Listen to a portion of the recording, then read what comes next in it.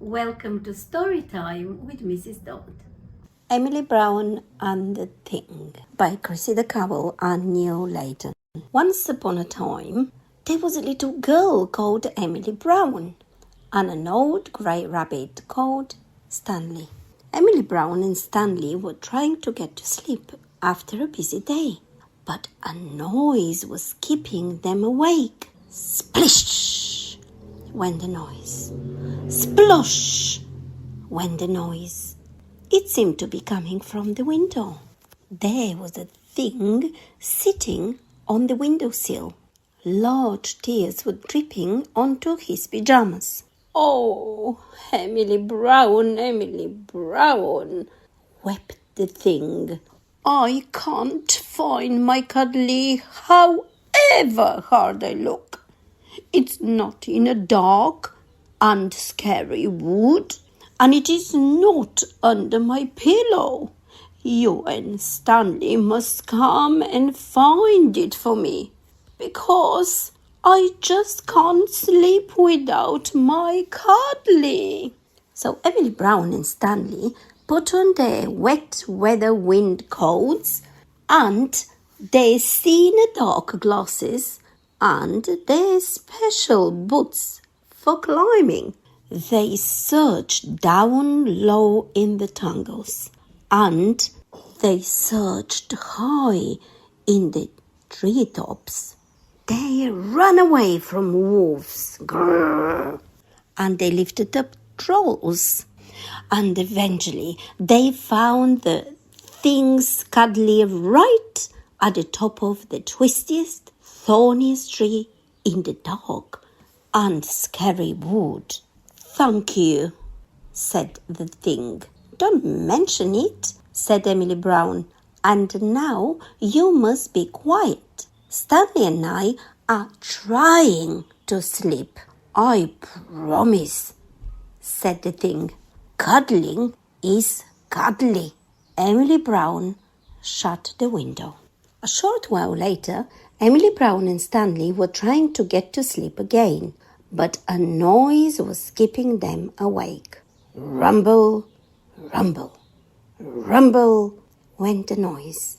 Rumble, rumble, rumble, rumble, rumble, rumble.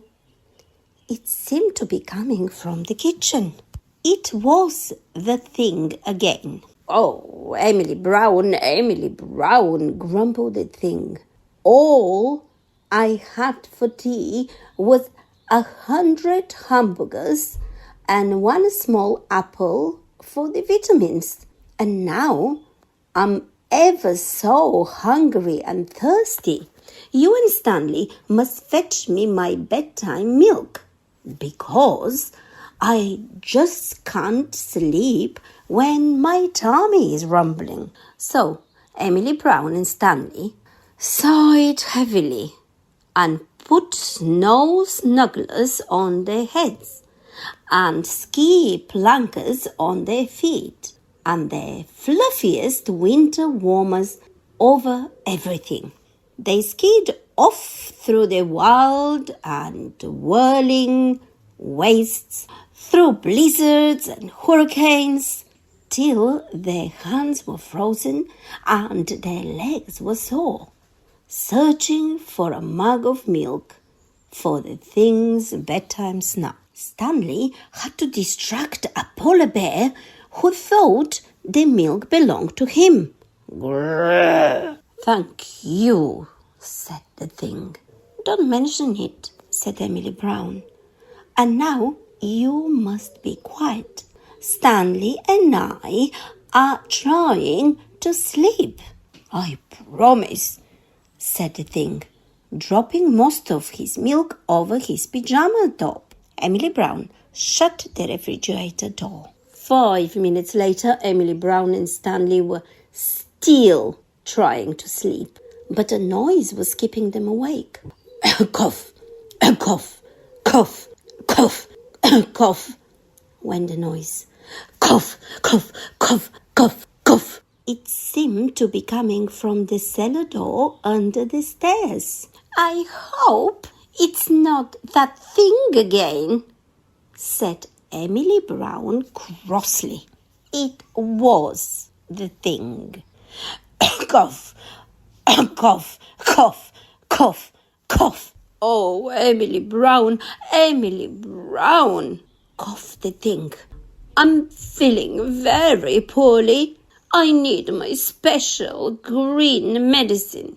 You and Stanley must fetch it for me from the windy witch's coven down under these stairs, because I just can't sleep when my throat is tickling. So Emily Brown and Stanley gritted their teeth and pulled out their see-in-the-dark glasses again, and their special tangly ropes, and their bottles for carrying medicine in. They crept through the twisty-turny witches' covens under the stairs, and they put their hands on cobwebs, and they bumped into bats. They had to tell the Winnie witches lots and lots of stories in return for the medicine. Hey, cockle, Winnie, cockle, Winnie, medicine. Thank you, said the thing. Don't mention it, said Emily Brown. And now you really do have to be quiet. Stanley and I are trying to sleep. Emily Brown had hardly even shut her eyes before the noise started again. Scratch, scratch, scratch went the noise. It seemed to be coming from under the bed. Scratch, scratch, scratch. It was that thing again. I've got this very itchy leg, began the thing. But this time Emily Brown had enough. Stop, shouted Emily Brown. I've had enough. We've rescued your cuddly from the dark and scary wood. We've fetched your milk from the wild and whirling wastes. We've borrowed your medicine from the weird and whiny witches. Stanley and I are exhausted. There's nothing wrong with your leg. What's really the matter? 2 large tears crept down the thing's cheeks and onto his furry chest. I'm scared, whispered the thing. Oh, so that's been the problem, said Emily Brown, drying his tears and handling him his cuddly again. What are you scared of? Oh, I don't know. Things, said the thing. But you are a thing, said Emily Brown. Am I? Said the thing in surprise. I wondered what I was. A mouse? A dinosaur? A thing? Giraffe? Cat? A pig? You're definitely a thing, said Emily Brown, tucking him in tightly and putting his hot water bottle underneath his hairy legs. Am I scary? Asked the thing.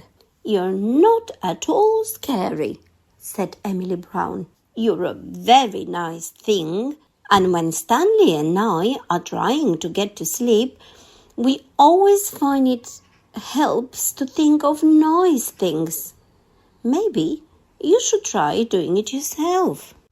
Maybe I will, said the nice thing, yawning very wide. Night, night, Emily Brown. Sleep tight. Sweet dreams.